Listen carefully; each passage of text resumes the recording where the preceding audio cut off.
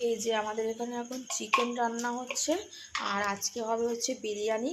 তার জন্য বিরিয়ানির ভাত অলরেডি বৌদি রান্না করে ফেলেছে, আর এইখানে পারো চিকেন বানাচ্ছে। চিকেনটা হয়ে গেলেই বিরিয়ানিটা হয়ে যাবে। এটা কি দিচ্ছিস এখন? কিসের গুঁড়ো দিলি? জিরে। সব শেফ।